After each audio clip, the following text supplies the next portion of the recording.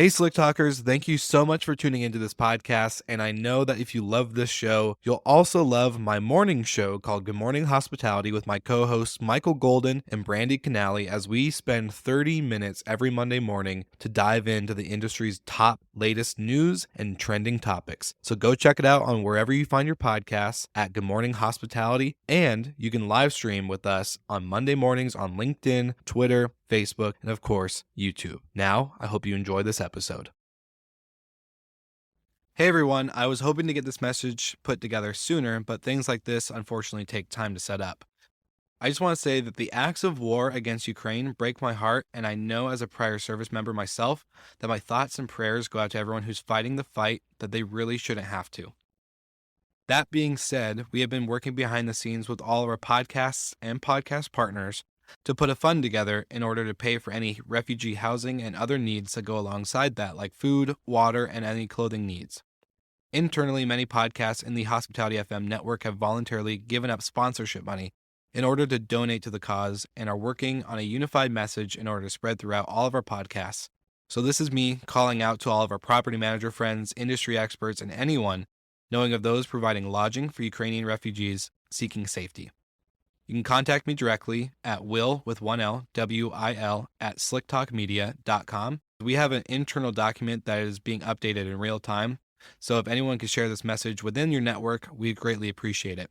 I'm also placing in the show notes a link to our GoFundMe and landing page for Rentals to Rescue. That's rentalstorescue.com, where we're putting funds together in order to, again, provide finances for any of these lodging and relocation needs. So thank you so much for tuning into this quick message. I hope you guys are all well and safe, as I know we have tons of listeners in Ukraine and other countries in Europe. So thank you so much for tuning in, and I hope you guys enjoy this episode. So there's some kind of defaults, but there's so many things you can customize about how you operate your business. A lot of people have various forms of relationships with their cleaning team, with their operations team, different level of trust that they have, different levels of reporting that they want to get. Build it into the philosophy of the product that different people are going to use it in a different way, and we need to allow for that instead of trying to force everyone into the same mold.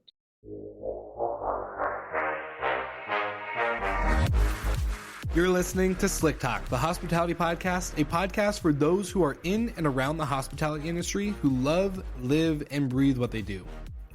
You can join us for candid and unscripted conversations with hospitality experts and founders as we go deeper into their personal stories while they're sharing their triumphs and trials that got them to where they are today. I'm your host, Will Slickers, and you're listening to an episode of Slick Talk, the hospitality podcast. Now, let's begin.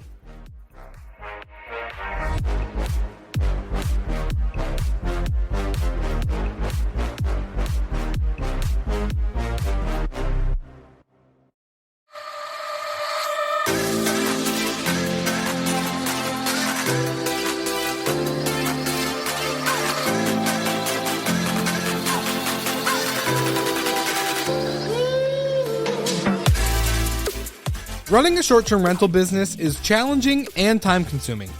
Whether it's 10 units or 1,000 units, trying to keep up with the latest trends, technology, hardware, revenue management, guest support, and R&D, it's become almost impossible and increasingly more expensive for the everyday host.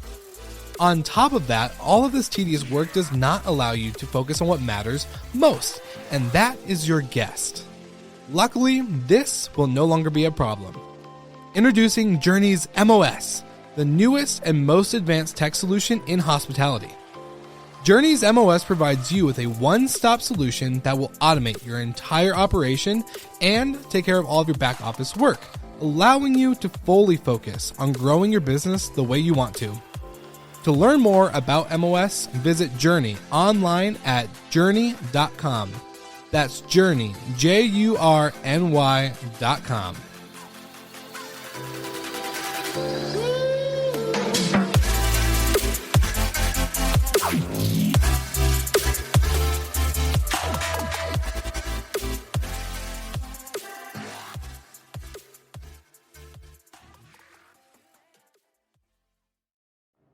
All right, everybody, welcome back to Slick Talk, the hospitality podcast. I'm super excited. We have another amazing founder to interview on the podcast. So, Assaf, how are you doing, my friend? And welcome all the way from Hawaii. I love. I think you're probably my second or maybe my first actual recording guest that is in Hawaii. How are you doing today?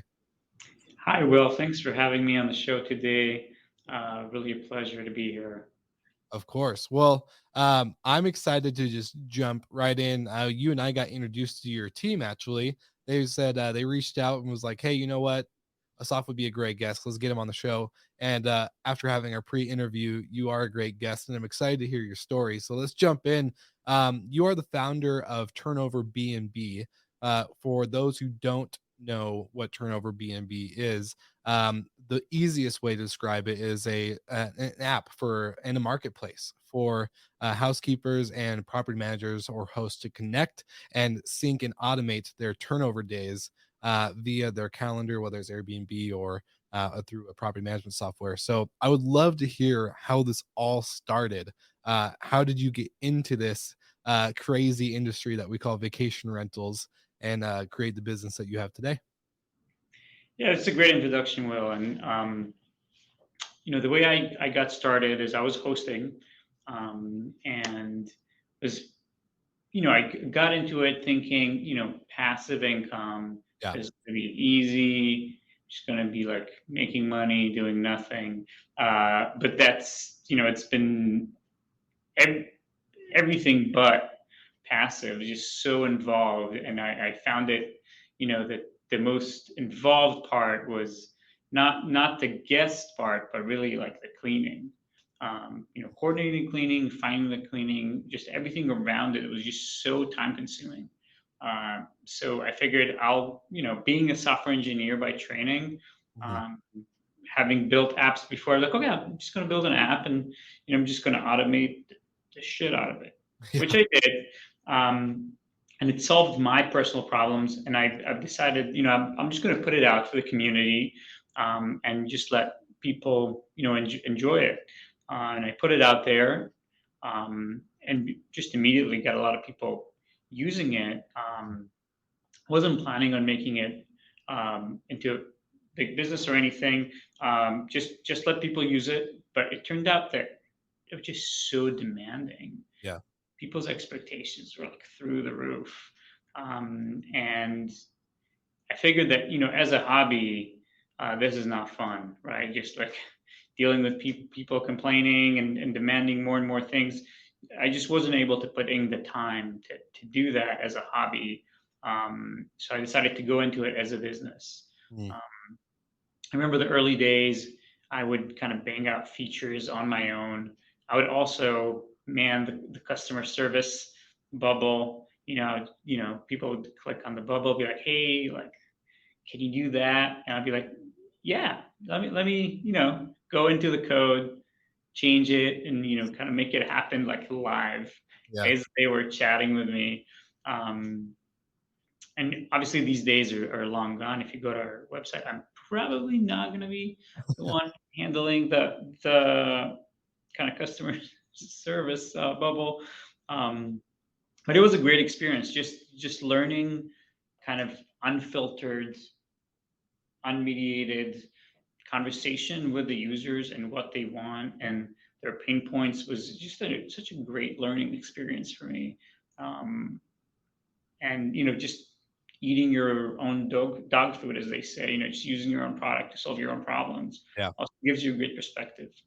For sure. And how many properties were you running when you created Turnover BNB? Was it just one and you wanted to help kind of automate that, or did you have a couple that you were Just one of mine and a couple for a friend. yeah. So it really wasn't that many, and the problems were compounding Mhm. very quickly.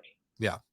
Well, it's just funny how, this day and age, if you look at it like our parents when they had a problem, they could never really say, "Let's create an app. We will just create an app for it." Nowadays, it's like if you want to do something or know something, you usually say, "Let's create an app," or a lot of the times I get, "Let's create a podcast. This is a great idea." And so I love that you went down that road of just, "Hey, I have a problem. I'm tired of turnover days. being such a time suck. Let me just solve this problem by creating an app. And I think I see a common similarity between founders, whether it's in the vacation rental industry or if it's outside of that. You have Jeff Bezos, for example, which was he like you would get a problem, he would handle the customer service side, and then he would be like, hey, let's just code it differently and make this feature work, or make a new feature instantaneously as the feedback was coming in from the audience or from the user. So I think it's really cool that when you're starting out doing it, you're doing everything. So where now you have a team, and you're probably more out of the day-to-day side of the operations on the product, but more on the how are we going to grow and create this vision. So what were the next steps after you've created this, when you turn it to a business, instead of a hobby? What were the fundamental changes that you created within the company, to start doing immediately to get to where you guys are today? So, I didn't start it alone. I have a, co-founder that is a good friend of mine, and we went into this together kind of at the beginning. And I think it made, was a really wise decision. We make a lot of decisions together, and we're kind of long-term running mates, being able to, to share a lot of the glory, but also the hard times of bringing money from home, and working late nights together. I think it's a great way to do something, is to do it with someone that you trust.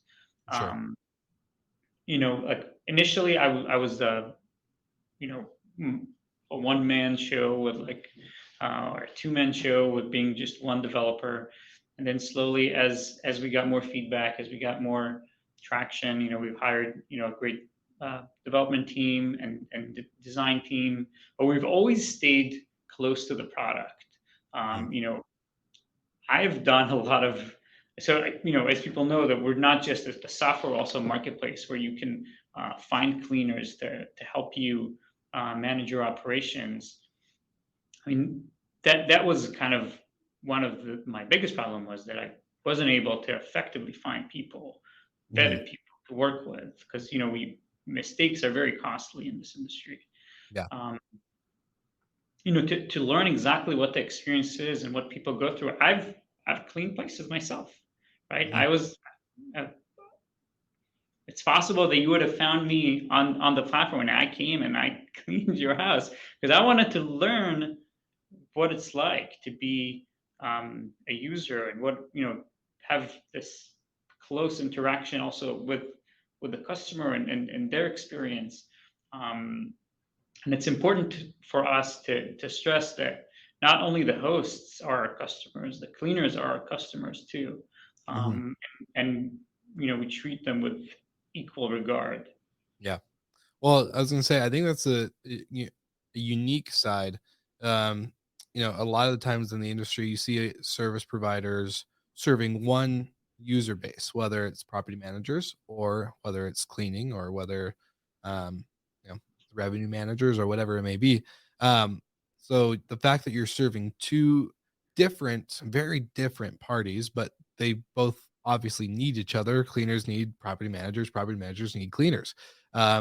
What was it like creating this marketplace? Like how did you attract any users on that side? Because you kind of I at least I've struggled with this, right? When as a property manager of my own, we have a great solid B2B marketing, strategy. We know our partners, we know the tech, we know this, we know that. But when it comes to B2C, outside of OTAs and some, casual email marketing, B2C marketing is very different. So how did you guys attract the different user bases for Turnover BNB? I don't know if that's a known term or something that we use internally, but we like to call it kind of like product led marketing. Yeah. Um, we try to invest in the product and in the experience, um, kind of above and beyond what is called for. And in every product meeting that we sit at, we kind of mock up the feature, and then I ask my team, how are we going to do the extra mile in this feature? Like this Yeah. is functional, this is fine, but what's the extra mile? Like what's that like chocolate on the pillow, Yeah. Yeah. that kind of makes it a great user experience. Um, and it is our customers and both kinds of customers that promote us, that talk about us, that invite their friend, be like, oh, this is really great, you should use it. Mhm. um, that has been kind of our growth engine, is just really great user experience and customer satisfaction. That is kind of our product led marketing philosophy. Yeah. You just invest in the product, and people will reward you for good quality, for good experience. Yeah. That's a good statement, and it kind of brings to a point I would love to get your opinion on, because I think it's probably different. Not probably, it is a lot different now after the year we've had with COVID-19 and all this other stuff. But I feel like the overall user experience when it comes to tech, especially from my side when I was on the hotel side, the user experience is not friendly. Booking platforms and booking engines were not mobile friendly, and it was all clunky, and it was just a pain in the butt to book a hotel room, and all this other stuff. So, going into the user experience side for you, what was the strategy behind it? Was it just, hey, let's just simplify the hell out of it. Let's make it so simple that a 9-year-old could book a cleaner or find whatever they needed to do on the app and platform. Was it simplifying the user experience first and then beautifying it, or was it beautifying it and then simpling it down from there? I mean, I think it's an evolutionary process. When I look at screenshots of our product from 3 years ago, I cringe.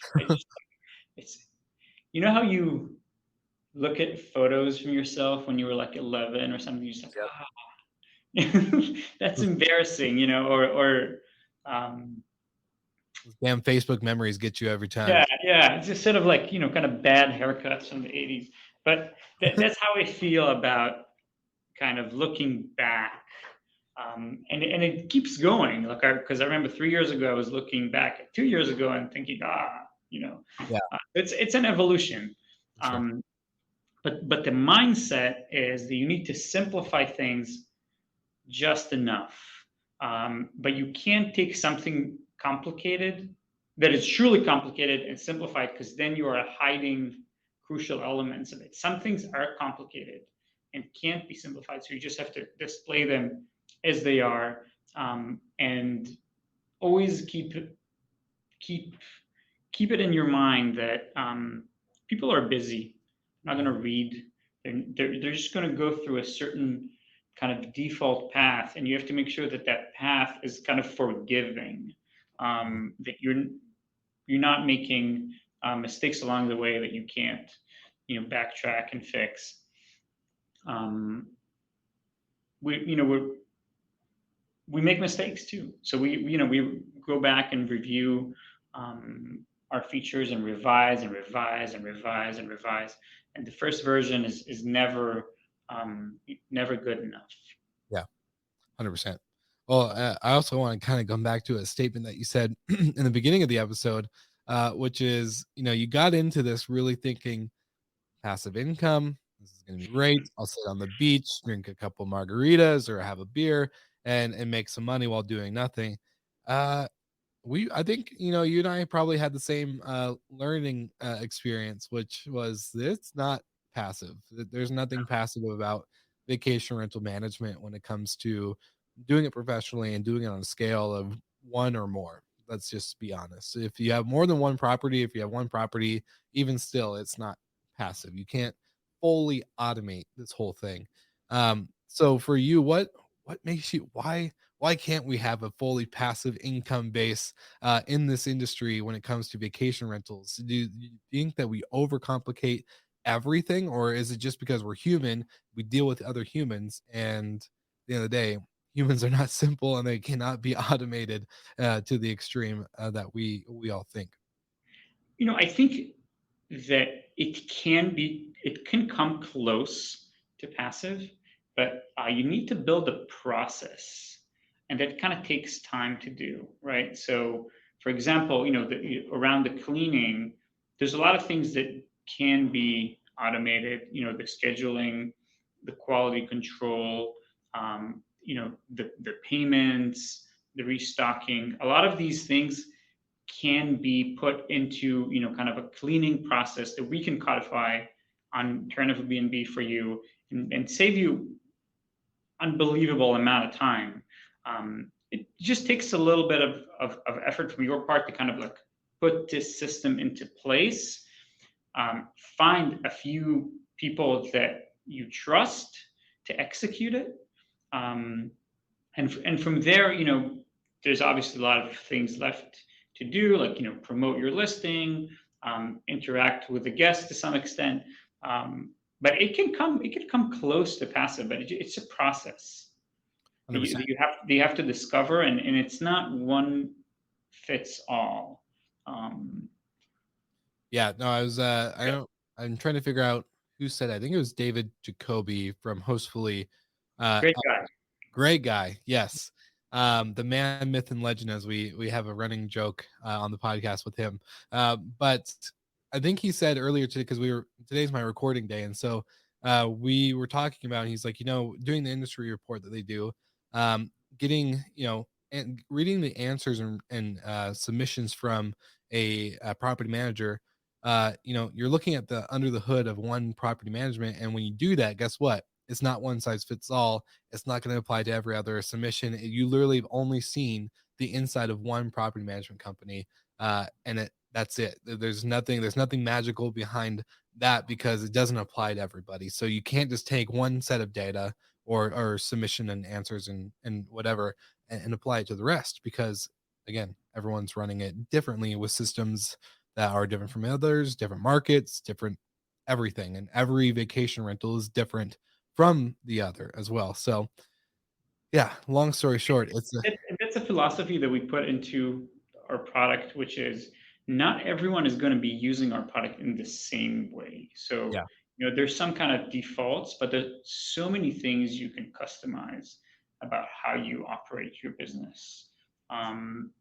So a lot of people have, kind of various forms of relationships with their clean team, with their operations team, different level of trust that they have, different levels of reporting that they want to get. So we build it into the philosophy of the product that different people are going to use it in a different way, and we need to allow for that, mm, instead of trying to kind of force everyone into the same mold. yeah, Um, like putting a square peg into a that, circle hole. It's not going to work, unfortunately.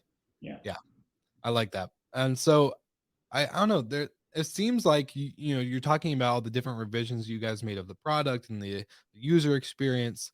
What has been the biggest challenge or growth that you as a founder or you and your team have faced when it comes to creating a project for such a big and wide and vast and different industry than others? Like we just said, no vacation rental manager is the same. So what's been the biggest challenge for you guys when it's come to creating this product at the scale that you guys have it now? So, I think one of the major differences between different property managers is like the number of properties that they manage. So we initially started out serving smaller hosts, and then gradually kind of adjusted the product, to the point where you can manage hundreds of properties on it, and kind of rethinking about a lot of the workflows that like make sense when you have 5 properties, but don't make sense when you have 500 properties. And that has been a struggle, which I'm glad most of it is behind us, but it's definitely has been a challenge, kind of scaling the interface to accommodate kind of a larger company that is Yeah. managing. Um, I've said this on Slick Talk many times before, and as time goes on, it becomes more and more true. Operators have been so used to multiple logins, different dashboards, and overall segregated data points for their hospitality brand. I'm proud to say this is no longer going to be the case for the industry. As a podcast partner, Journey MOS is made for operators by operators. One dashboard, one solution to keep your business in shape and ahead of the competition. If you think this is too good to be true, then you need to go to journey.com, that is JURNY.com, to learn how Journey MOS can get you ahead of the big players in your market. And now, back to the episode. That has been a challenge. We're still, in the process of making it even easier and kind of seamless. Yeah.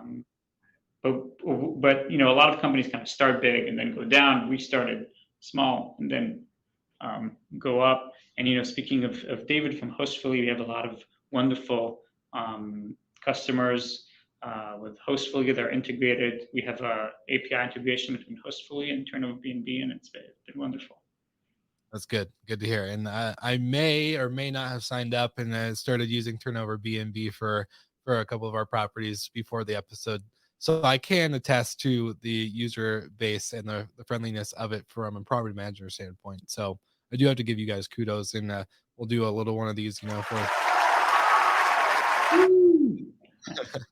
I love it. And now I guess I want to kind of go back to your origin a little bit. When you created TurnoverBnB, were you working a full-time job before? What were you doing before any of this started? You said you were a developer by training, so I'm kind of curious to know a little bit more of your background outside of TurnoverBnB and vacation rentals and all this stuff. Right. So I went to school for computer science in Israel. So I'm from Israel. Okay. I graduated, and then I moved with my then wife to New York City. I worked in the city for a couple of startups. Kind of got the startup bug. Yeah. I worked for Nokia for a while Okay. in Boston. Yeah. Did some interesting things there. Then it was just way too cold in Boston, so I had to move to the warmest place that I could find, which Makes it's sense. in Honolulu. Then I went to business school because I really figured, well, I'm really want to, do some kind of startup, some kind of, something with all this experience that I've gathered. But I don't have like the business training or the financial training. And Yeah. so the MBA was a really great way to kind of invest in myself, learn what the gaps that I had.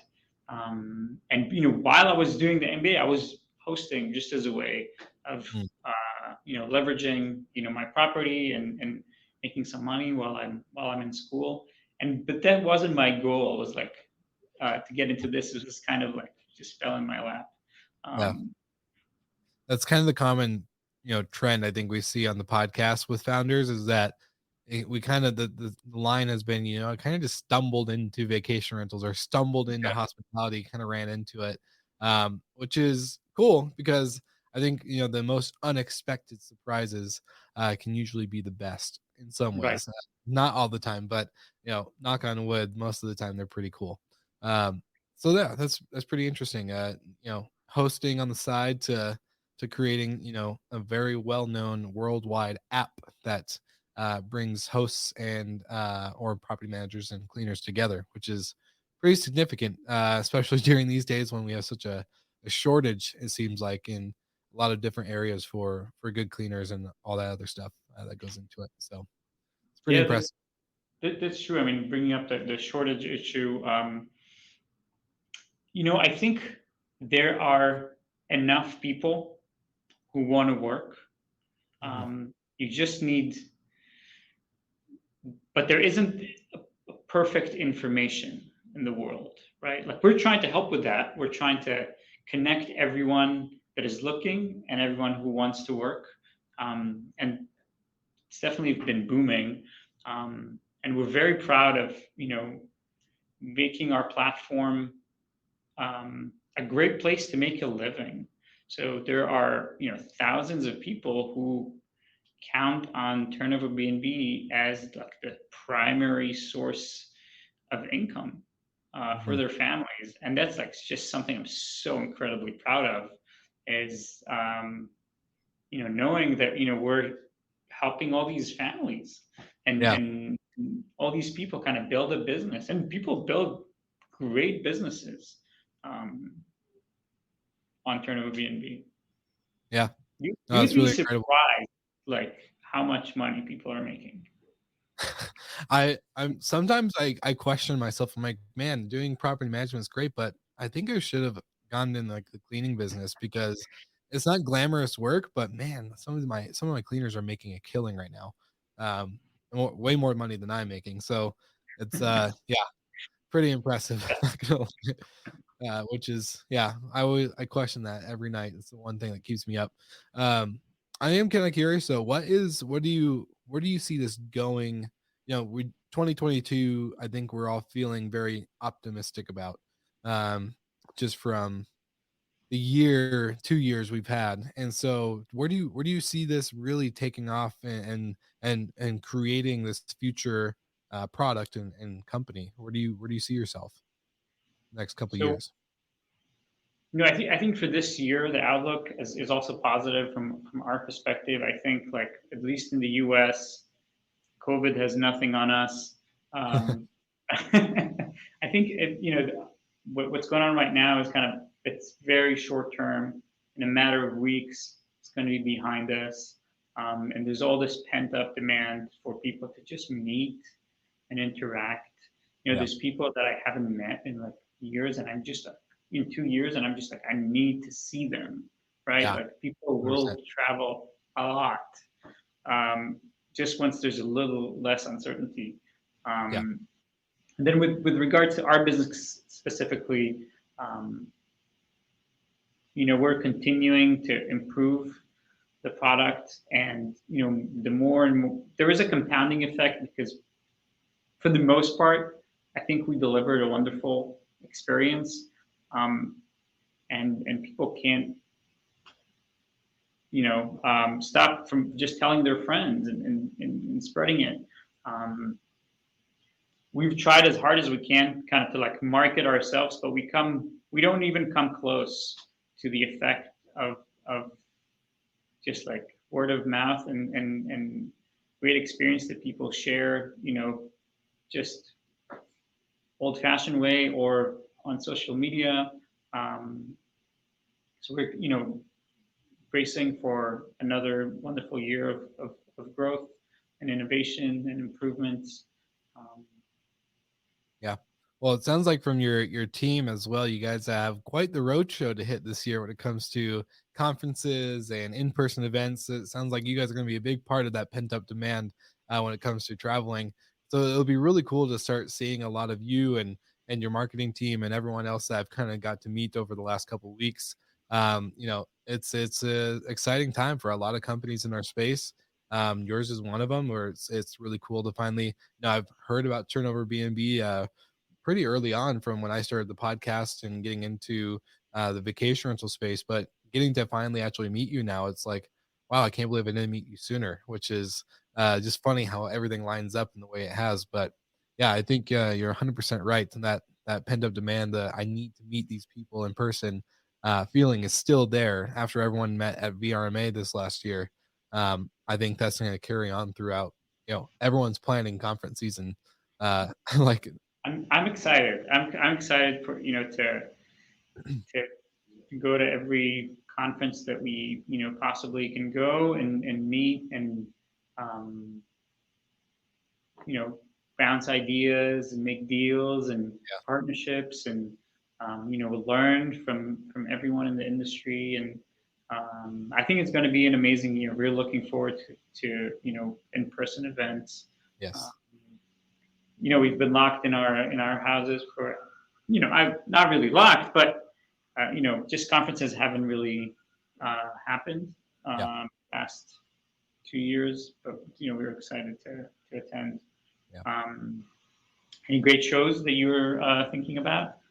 Oh, just a couple. I can't drop announcements yet, but one for sure before VRMA would be a great one that I can think of, and then of course, yeah, VRMA. Uh, for me this year, I think me and my team we're gonna try to attend a podcast conference for the first time, so that'll Oh, be yeah, that'll be exciting. Change of yeah, scenery and change of people, which yeah, we'll definitely be learning some stuff to bring back to the show here, but yeah, we're attending a corporate housing show in Tampa okay, at the end of the month, which is I think very interesting because corporate housing and short-term rentals are kind of like sort of merging as an yeah, industry. If you think about, I remember I was traveling for work, and they put me up at this like place for 2 months. It was like a corporate housing place, but today they would probably just put me in an Airbnb yeah. or somewhere else. It wouldn't be like a dedicated corporate housing situation. And I think those two industries are kind of merging and have Mm. very similar needs. Yeah, I was gonna ask you that kind of brings up a kind of a random question, but more of what are the big trends that are uh, I won't say that aren't being discussed, but what are some different things that you're seeing? Because you probably see a lot of different moving pieces on the back end when it comes to property managers and their operations versus cleaners and their operations and also their stuff. But what do you see, shifting like kind of like corporate housing? Is there anything else in the industry that you're kind of putting a prediction on or calling a new shift? I think there is like a lot more kind of institutional money Mhm. coming into the industry and kind of strong brands that are like, okay, this is a mature market. Yeah. We're going in, like for example, like the likes of Marriott Mhm. and you know a few other players have been kind of reaching out to us, thinking, okay, like we're going into this business. How do we do like housekeeping at scale, Yeah. right? Like, Yeah. okay, let's talk. I can definitely help you with that. So there's interesting big players that are stepping in with known brands that I think will be interesting to see how that affects things. Yeah. We're talking about standardization within vacation rentals or short-term rentals comparatively to hotels, where hotels, when you stay at a courtyard in Hawaii and you stay at a courtyard in Boston, guess what? They're going to be pretty damn close to the same. You have the same expectation for shampoo and conditioner and body wash and face wash and washcloths and towels and linen and all the other setups of the room and design and feel. Um, Granted, they are going through like Courtyard's a kind of a bad example because they're just finally rebranding it and revamping it after 30 years of not doing anything with the brand. But you have that expectation as a booker, as a repeat guest, whether it's Boston to Honolulu. For vacation rentals or an Airbnb, quote unquote, people don't have that standardization. We don't know what to expect sometimes because either individual host who bought the property, wanted to make some passive income, all those types of stuff, or it's the property management side, where it's probably a little bit more professionalized, but not to that standard. There's still that uniqueness to it where sometimes the traveler doesn't know what to expect. Do you see that becoming with the institutional, money and players like Marriott and all this other stuff coming into the space? Do you see that going to be shifting towards more standardization across the board, or you still it's going to be fragmented and different per again property manager, host, all that stuff. I mean, I think obviously, like when you come in with a brand, there's always, the standardization part of it. Like if Yeah. you go to Marriott, Marriott, you don't have that hesitation. You've booked hotel rooms in a Marriott. It's going to be fine. It's going to be clean for sure, right? Like it's going to be okay. That is, like, I mean, I know for me, I book vacation rentals when I go on vacation with my family, Mhm. and I just want to have like more space. Yeah. I don't want to pay for two, rooms, Or and kind of meeting rooms that they call suites now. Yeah. Yeah. yeah, just kind of have like all the suitcases on the floor and everything is kind of tiny, and like I want to be able to like make breakfast, and that for me that's where vacation rentals shine, is when it's just like when you need space, Yeah. right? When I go to a conference and I just need to put my head down and sleep and have a hot shower, Yeah. I go to a courtyard. Like I don't want to have like an adventure, I just want something close to the conference and just like clean. Yeah. You don't even care about the cleaning part, to be honest. Just and that if you're going to go to courtyard, it's going to be Yeah. at very minimum, it's just going to be fine. Yeah. You're not looking for that great hospitality experience. I think business travel is one thing, and then staying with a family, that's where vacation rentals shine, and it's just because it's just better, right? You have a better, more space. Probably the location is better, and I think it doesn't even have to be standardized. I think, like as a whole, the industry, as we continue to deliver a good experience, I think customers' expectations are going to align with that, and if you offer a better product in terms of kind of larger spaces, more inviting design, then people won't hesitate. Remember, 10 years ago, be like, oh, Airbnb, what, is someone else going to live there? You don't have that expectation anymore, I imagine. Yeah. Well, it's just funny to hear the CEO of a cleaning product, not cleaning product, but cleaning app that helps cleaners and hosts connect with each other say, I don't even care if it's clean. It's kind of funny to hear you say that. No, but I totally agree. It's very different when it comes to, like you said, conference. I just want to be close to the venue. I don't want to have to worry about, going too far. I don't need all the space. I just really want a place to lay my head versus vacation or a workcation or whatever you want to call it. Maybe meeting up a bunch of other entrepreneurs in one-to-one destination or doing a co-working thing. That's more likely to be a vacation. A family reunion, Yeah, like 100%. it's just like hotels are not a great fit for that, right? No. Yeah, I agree. So yeah, that's a good point to make. Well, I always like to kind of wrap up the episodes with this one and last final question for our guests on the show, and is, if, not that you're going to, but if you had one place to send any listener right now, where would it be? Would it be your LinkedIn profile? Would it be the website, the app store for you guys? Where would you send the one listener? We're obviously going to take everything in the show notes, but if you had one spot for anyone listening right now to go, where would they go? Yeah, I think our website does a pretty good job at telling our story and taking you where you need to go, whether it's to manage your existing team or find new team members, or mix and match. I love that. Well, you heard it here first, Slick Talkers. Go ahead, check out the show notes. There's going to be more than one link, but go ahead, check it out. Go to the website, and don't forget to like and subscribe to everything TurnoverBnB and cleaning and property management and everything else that we just talked about. And if you guys have any questions, you can always reach out, and we'll see you all again next week.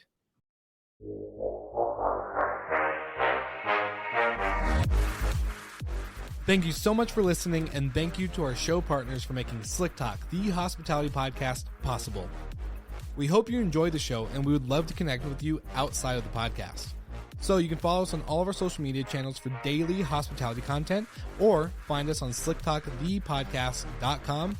And don't forget to rate, review, and subscribe so you never miss an episode. I'm your host, Will Slickers, and we will see you guys all again next week.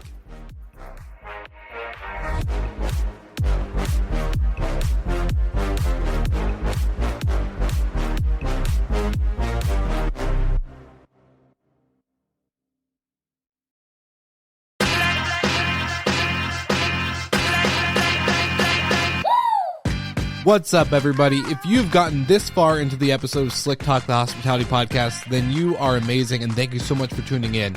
We want to send you two places really quickly. If you can, check out the show notes and click the hospitality.fm link. Check out all of our other shows on the podcast network, And don't forget, if you have someone that you want to hear on the podcast, then fill out the guest fill out form so that way we can get them on the show. Thank you so much for tuning in, and I hope you enjoy another episode of Slick Talk, the Hospitality Podcast.